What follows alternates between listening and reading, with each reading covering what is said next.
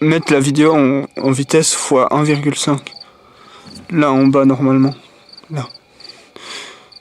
Et donc profitez de ce que je dis sans être ennuyé. Vous allez être 25% moins ennuyé. Si vous mettez en x2, vous allez être 200% plus ennuyé parce que vous allez rien comprendre. Mais voilà, du coup je vous dis. Et vous pouvez me dire ce que vous trouvez beau et que vous savez pas pourquoi vous trouvez ça beau. Ça peut être pas mal. Ah, on entend des renards.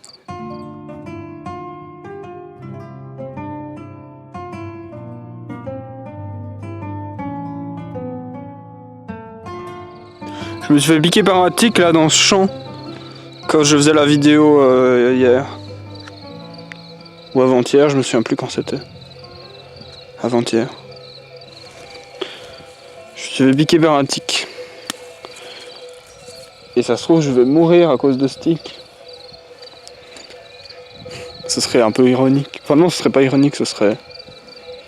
Je sais pas ce que ce serait. Du coup, si je meurs d'ici 2 semaines, je veux qu'on m'enterre sous un arbre.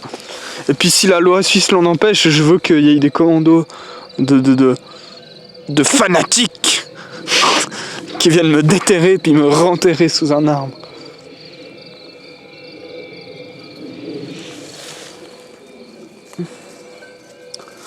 J'ai pas assez de fanatiques pour que les gens viennent me déterrer pour me renterrer.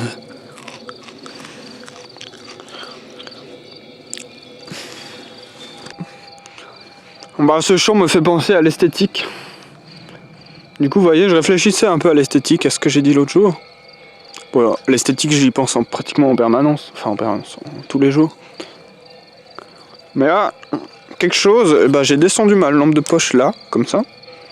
Enfin, ma lampe de poche, ma lampe frontale. Et cette action m'a fait penser à un truc, une autre forme d'esthétique que j'aime beaucoup. Mais qui est particulière parce que du coup elle rentre un peu en contresens avec d'autres formes d'esthétique que j'aime. C'est l'esthétique de l'utilité et l'esthétique de l'efficacité. Et c'est une esthétique que j'ai souvent été confronté à... Enfin, on est tout le temps confronté à cette esthétique. Et c'est une esthétique, c'est cette esthétique, c'est cette chose qui fait que je trouve beau une machine de chantier. Une machine de chantier qui est designée pour l'efficacité. C'est-à-dire que tout a été fait pour optimiser la puissance de la machine.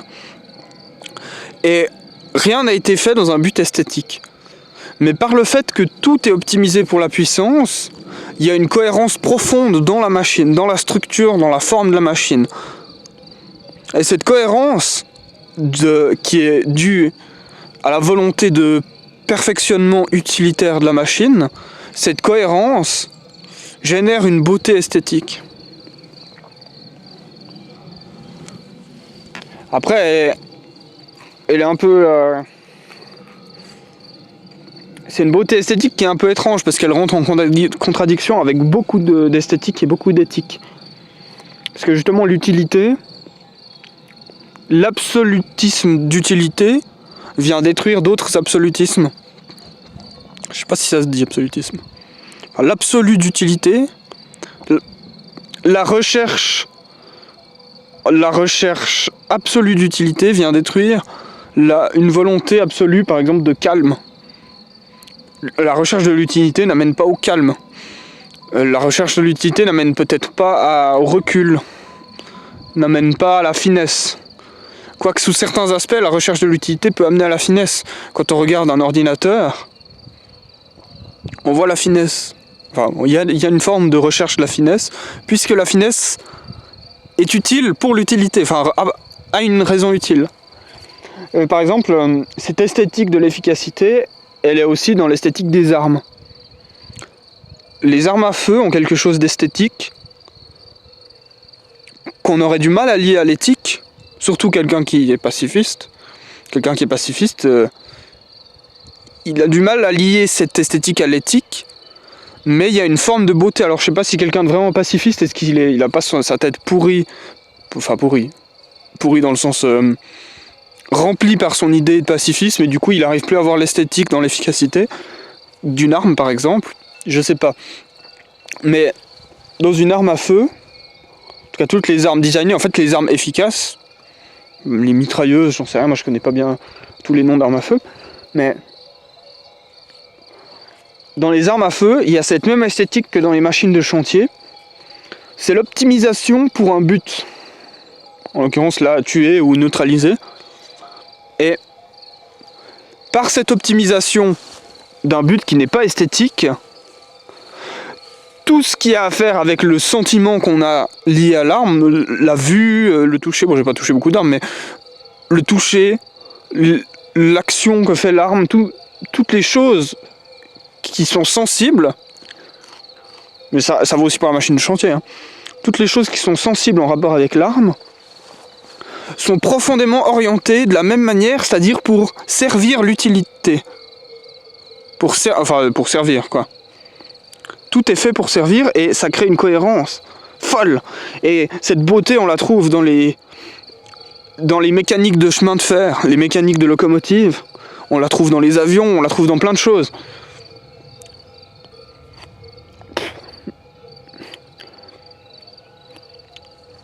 Et c'est une esthétique assez particulière.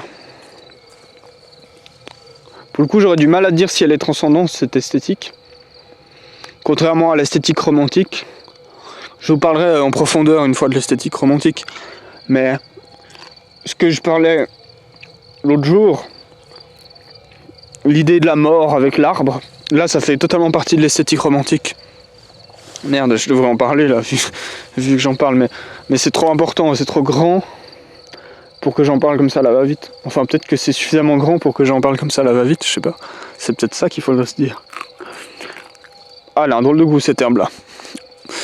Mais cette esthétique de l'efficacité, on la trouve dans l'industrie lourde. C'est typiquement cette esthétique qui fait que je trouve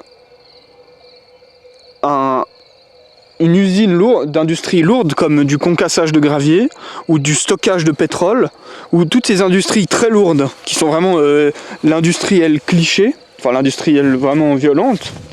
Non violente, je sais pas si ça va, mais vraiment poussée dans l'infrastructure en béton, en acier. Et bien, je vois une forme d'esthétique là-dedans, c'est-à-dire une cohérence qui rend une beauté, et c'est l'efficacité. Chose que je ne vois pas dans un quartier villa. Un quartier villa, et ça c'est un truc vraiment, c'est vraiment le point où on voit que c'est pas la modernité en fait qui est attirant dans l'esthétique de l'efficacité. C'est pas la modernité, c'est pas le fait que ça soit neuf. C'est pas le fait que ce soit contre la nature par exemple. C'est pas une haine de la nature qui fait qu'on trouve une raffinerie de pétrole belle. Enfin, moi je trouve je trouve une beauté dans une raffinerie de pétrole. C'est pas la haine de la nature. Donc c'est pas une esthétique qui est dans une opposition, c'est vraiment une esthétique qui est dans une affirmation, c'est l'affirmation de l'efficacité. Et donc un quartier villa, j'ai horreur des quartiers villas. Je déteste. Et là on rentre, alors je sais pas, j'aurais du mal à dire que c'est une esthétique, mais dans une folie, comment dire. Le problème avec le mot folie, c'est qu'il est tellement connoté positif chez moi que dans un quartier villa, il y aura un pot jaune, un petit nain de jardin violet, une merde en plastique qui pendouille, un type qui aura repeint ses volets en bleu turquoise, un autre type qui aura des petites hélices sur son balcon, un autre type... Voilà, donc l'architecture n'a plus de cohérence. La cohérence est réduite... En fait, c'est la cohérence individualiste. C'est-à-dire que est cohérent, et encore, parce qu'il y a des gens pas très cohérents, mais les choses sont cohérentes à un niveau des individus. Et donc, on n'a pas cette idée de grandeur, cette idée de supériorité qu'il y a dans la cohérence à l'efficacité. Une usine de raffinage de pétrole, une raffinerie, ou une usine métallurgique, il y a une esthétique... Je vais me risquer au mot transcendant, mais il est trop grand. Il y a une esthétique supérieure. C'est-à-dire que c'est un idéal d'efficacité qui transparaît dans l'esthétique de l'usine.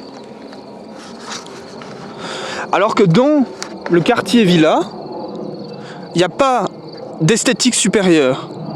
Il y a la volonté individuelle de chaque petit individu d'avoir son petit nain de jardin, son petite connerie. Et c'est hideux.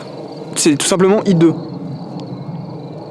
Et c'est pas hideux parce que c'est pas naturel ou je sais pas quoi, en opposition à la pollution, je sais pas quoi. Parce qu'un puits de pétrole avec des pipelines, ça a une esthétique. Ça a une force esthétique. Et pourtant, la nature, donc c'est pas un questionnement qui est lié... En fait, c'est pas un questionnement... L'esthétique, c'est pas un questionnement qui est lié à l'éthique. Il peut y avoir des trucs totalement amoraux pour notre éthique. Par exemple, voilà, une centrale nucléaire. Je dis pas que je suis contre les centrales nucléaires. Hein. Je dis... On peut être contre les centrales nucléaires. Je dis pas non plus que je suis pour les centrales nucléaires. Attention. Je suis agnostique de la centrale nucléaire. Non, je suis agnostique de l'atome. Rejoignez les agnostiques de l'atome. On sait pas trop si c'est bien ou c'est mal, mais voilà. Non. Il y a une esthétique... Oh merde, je sais plus où j'en étais. Voilà. On peut être profondément contre, d'un point de vue moral, contre la centrale nucléaire. On peut l'être, on peut ne pas l'être. Enfin, c'est logique. Et si on est... Je sais pas si le mot intelligent correspond, mais si on a un cerveau suffisamment développé pour comprendre ce qu'est l'éthique et l'esthétique, alors on n'a pas besoin de connaître le vocabulaire. Des gens ne connaissent pas du tout le vocabulaire et ils savent ça d'ailleurs. D'ailleurs, avant de connaître les mots, j'avais aussi des sentiments d'esthétique et d'éthique, sauf que je savais pas les mots qui se plaçaient dessus. On peut être contre les centrales nucléaires d'un point de vue éthique, donc trouver que c'est amoral pour des questions d'environnement, pour des questions peu importe, voilà, de l'exploitation des êtres humains, peu importe, mais reconnaître une esthétique à cela. C'est-à-dire que c'est ce que j'ai dit, c'est que l'esthétique n'est pas liée au bien ou au mal. Ou en tout cas, n'est pas forcément liée au bien et au mal. Après, on peut aussi simplifier la vie, et comme je l'ai déjà dit, dire est beau ce qui est bien. Ça a l'air d'être un raccourci, ça a l'air d'être une simplification, mais en fait c'est très compliqué de dire ce qui est bien, donc en fait c'est pas spécialement une simplification, c'est juste une fainéantise, je pense. Parce que, en tout cas, moi, je trouve pas qu'est beau ce qui est bien. Alors beaucoup de choses belles sont bien, beaucoup de choses bien sont belles, mais les deux choses ne sont pas nécessairement liées.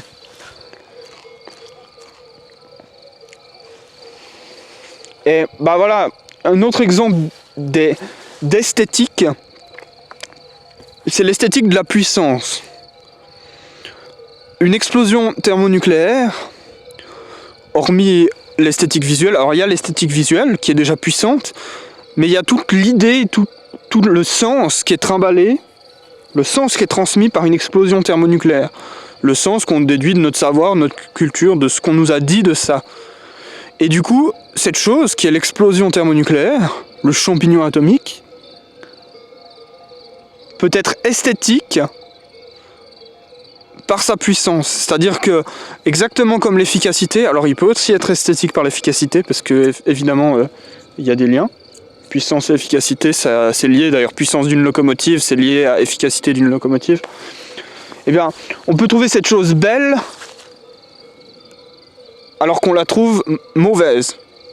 C'est-à-dire que cette chose est mal. Enfin, on a placé J'espère que je me répète pas trop. On a placé l'éthique mauvais. On a dit mauvais, voilà, le tampon c'est mauvais. Voilà, ça c'est pas bien. Par contre, si on va pas plus loin, on va dire bah si c'est pas bien, c'est pas beau. Sauf que non, c'est pas vrai. C'est juste de la simplicité d'esprit.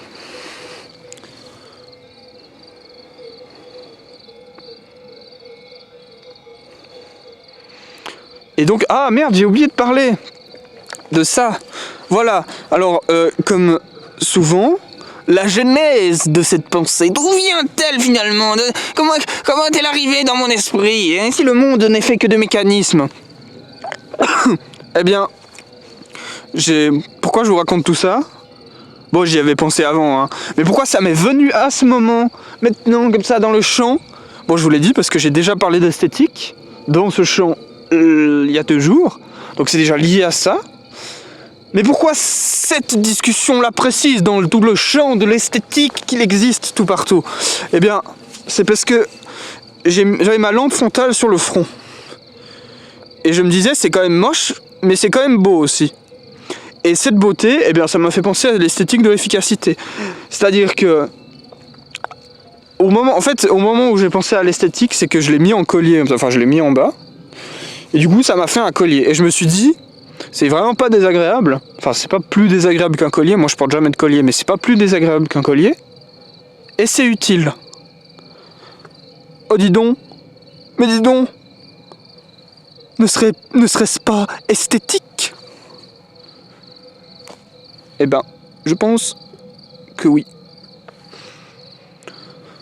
Sauf que voilà.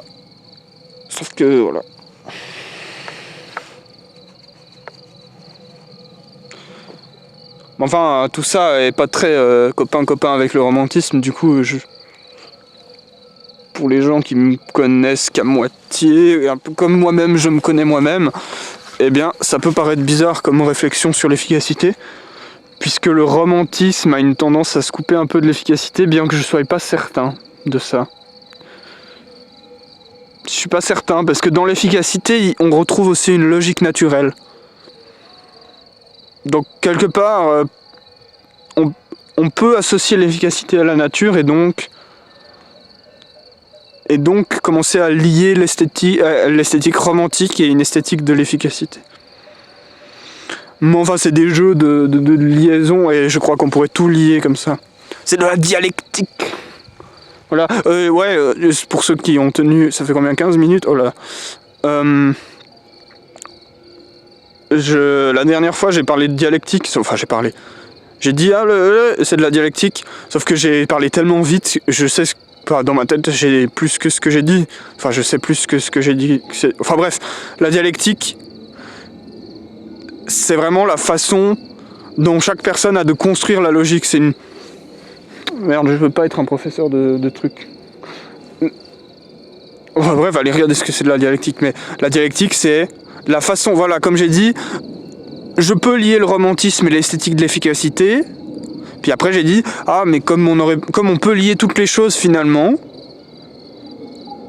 quel est ce phénomène qui fait que par la parole et la construction logique, on peut lier les choses, on peut contredire, on peut défaire toutes les choses, refaire toutes les choses?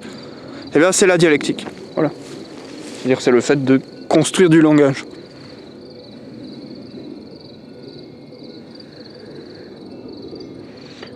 Du coup, eh bien c'était l'épisode... Attendez, c'était pas prévu d'être ça, mais c'est l'épisode 5, je crois. De Crépuscule des idées. Regardez, ceci est le crépuscule. Du coup, c'était le 5e épisode de Crépuscule des idées.